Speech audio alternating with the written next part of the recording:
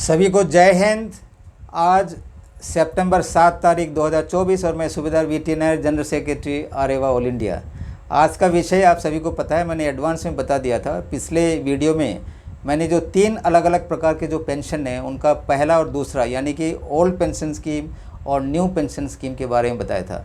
और आज मैं आप लोगों को बता रहा हूँ यूनिफाइड पेंशन स्कीम यानी कि यूपीएस। तो इससे पहले मैं आपको बताना चाहता हूं कि इसका जो पृष्ठभूमि जो है, जो किस लिए सरकार को जो है ये नया पेंशन स्कीम निकालना पड़ा। ये थोड़ा पीछे बैक की तरफ जाते हैं। जब हमने बताया आपको जो नया जो पेंशन स्कीम है वह लागू हुआ था 1 जनवरी 2004 से। जैसे असम राइफल में बोलते हैं 50 जो टीम है, उनको क्या है जो कंट्रीब्यूशन देना पड़ता था, कोई एश्योर्ड नहीं था, कोई गारंटी नहीं था। और उनका जो अमाउंट जो पेंशन फंड निकलता था कि एम्प्लॉयर भी जो है 10% देते थे, जो बाद में 2019 में इन्होंने 14% किया है।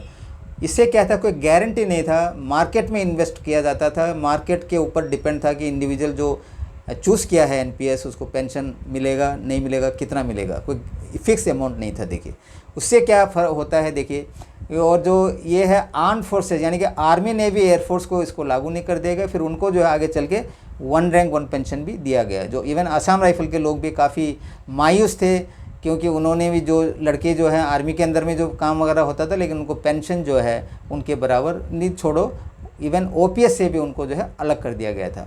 उसी प्रकार सीएपीएफ के लोग भी। और फिर बाद में जाता है कोर्ट में, और कोर्ट उनको बताते हैं कि ये भी आर्म्ड फोर्सेस है, इनको भी ओल्ड पेंशन स्कीम देने के लिए। लेकिन आज की स्थिति जो स्टेटस है, सुप्रीम कोर्ट में सरकार ने एसएलपी फाइल कर रखा है। अगला जो डेट जो है अभी तक निकला नहीं है हियरिंग का। और जो गवर्नमेंट एम्प्लॉय थे वो भी जो है जल्दी अपना सर्विस छोड़ के जाना शुरू कर दिया। यानी कि ओवरऑल न्यू पेंशन स्कीम आने के बाद जो है गवर्नमेंट एम्प्लॉयज़ में क्या था, बेचैनी थी, डिसकंटेंटमेंट था, यानी कि वो खुश नहीं थे।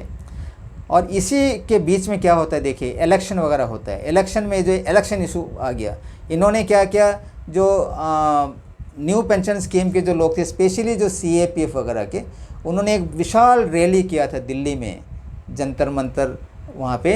और सरकार को भी थोड़ा इनको, लेकिन सरकार ने तब भी जो रोके रहा, उन्होंने कोई पेंशन स्कीम लाई नहीं। जैसे आपको पता है, जैसे भी इलेक्शन हो जाता है तो इलेक्शन का रिजल्ट में बीजेपी को काफ़ी नुकसान होता है।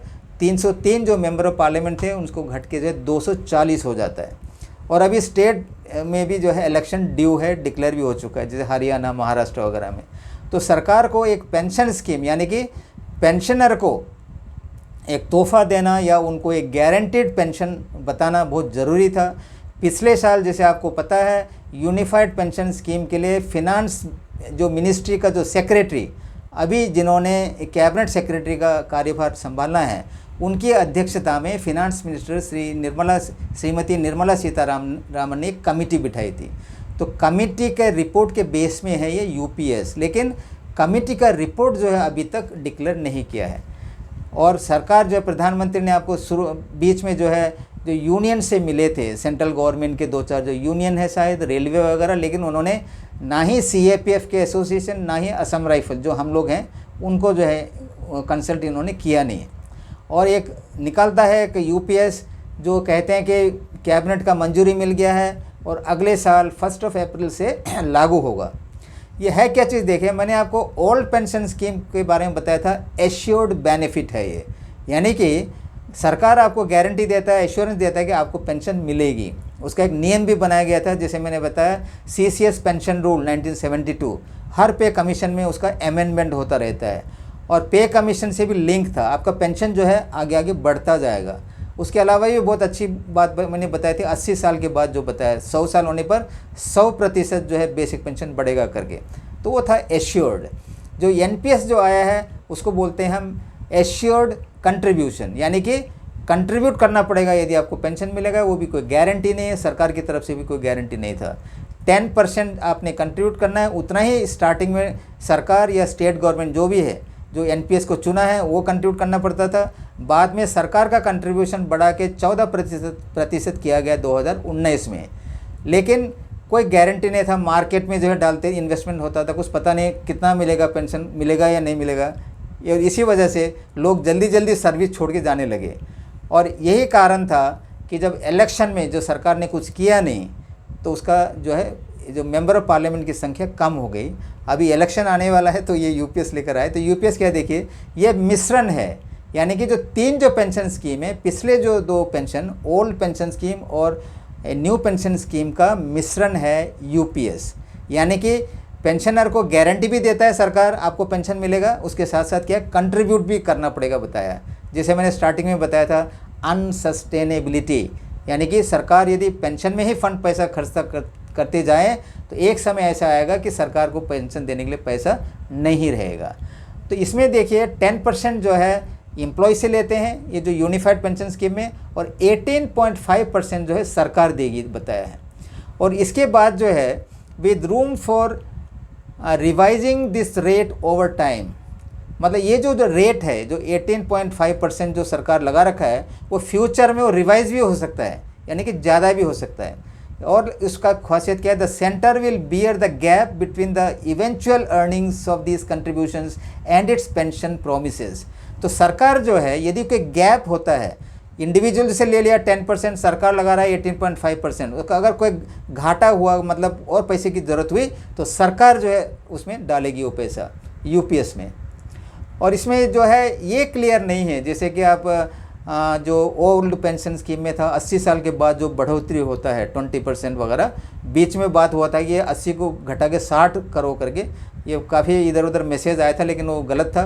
वही है 80%, ओल्ड पेंशन स्कीम में जो है 80% के बाद 20% पेंशन, बेसिक पेंशन बढ़ता है, जो 100 साल में जाकर 100% बढ़ता है। यूपीएस में ऐसा कोई प्रोविज़न नहीं है। और जो है ये क्या करते हैं देखिए, 25 साल मिनिमम रखा हुआ है। 25 साल सर्विस के बाद जो पिछले एक साल का एवरेज जो पे है, जो सरकार जो कर्मचारी पे ले रहा है उसका जो एवरेज का 50% ये होगा पेंशन जो देंगे ये जो यूपीएस के तहत। आप लोग समझ गया होगा पिछले बार क्या था, जो ओल्ड पेंशन स्कीम में स्टार्टिंग में तो दिया था इन्होंने 10% का एवरेज, 10 महीने का एवरेज, बाद में जाके पे कमीशन ने रिकमेंड करता है आखिर महीना में जो पे ले रहा है उसका 50% जो है पेंशन होगा। लेकिन यूपीएस में क्या कर दिया, उसको एक साल कर दिया है। एक साल जो सैलरी ले रहा है पेंशन आने से पहले उसका 50% क्या होगा, उनका पेंशन होगा। कब होगा, 25 साल। पहले क्या था, 20 साल के बाद वॉलंटरी रिटायरमेंट वगैरह जाते हैं, जैसे आपको पता है असम राइफल में भी, सीएएफ में भी, और जो सिविलियन जो एम्प्लॉय है। लेकिन उसको क्या करते हैं इन्होंने अभी 25 साल कर दिया, यानी कि वेट करना पड़ेगा 5 साल और फिर क्या करते हैं देखिए 10 साल से 25 साल जो है, 10 साल सर्विस वालों को तो 10,000 का एक गारंटी दे दिया है, 10,000 जो है पेंशन होगा। जो लोग 10 साल से ज़्यादा या 25 साल से जो नीचे जाते हैं तो उसको प्रपोर्शनेट यानी कि औसत देखा जाएगा उसको, उसी प्रकार 50% नहीं होगा, उससे कम होगा और 10,000 से भी ज़्यादा होगा। इस प्रकार से पेंशन फिक्स करने के बारे में बताया गया है। और बोलते हैं कि guaranteed family pension equivalent to 60% of pension of the employ. तो एम्प्लॉय का जैसे ओल्ड पेंशन स्कीम के अनुसार पेंशन का 60% जो है फैमिली पेंशन होगा। और इन्होंने जो जैसे मैंने बताया मिनिमम पेंशन जो है 10,000 रखा गया है 10 साल कंप्लीट करने पर। लेकिन इसकी खासियत ये है यूपीएस का जो पेंशन है आपको डीए का साथ लिंक किया है, यानी कि उनके ऊपर डीए भी मिलेगा, जो महंगाई भत्ता जिसको बोलते हैं। और अभी तक इतने ही है, मुझे सर्च करके मुझे इतने इन्फॉर्मेशन मिला है। आप लोग भी समाचार वगैरह सुन रहे होंगे, न्यूज़पेपर पढ़िए, गूगल में सर्च कीजिए तो नया कुछ इन्फॉर्मेशन मिल जाएगा। लेकिन मैंने जो कलेक्ट किया है, जो रिसर्च किया है, जो मैंने अभी बताया आपको यही है। और इसमें बेहतर बोलने से तो ओल्ड पेंशन स्कीम ही है 100%, क्योंकि उसमें कोई कंट्रीब्यूशन नहीं है। लेकिन सरकार ने जो है ये दोनों का जो मिश्रण करके जो यूपीएस जो बनाया है वो भी, उसको भी हम बुरा नहीं बोल सकते हैं। लेकिन अभी लोगों का कमेंट आना बाकी है। इतने सारे जो हमारे ऑर्गेनाइजेशन है एक्स सर्विसमैन के या तो जो सिविल एम्प्लॉयज़ के, सभी ने इसको स्वीकार भी किया नहीं है।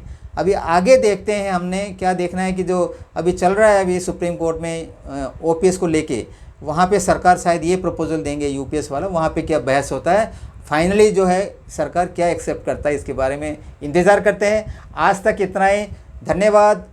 जय हिंद, जय आरेवा, जय भारत माता, सत्यमेव जयते।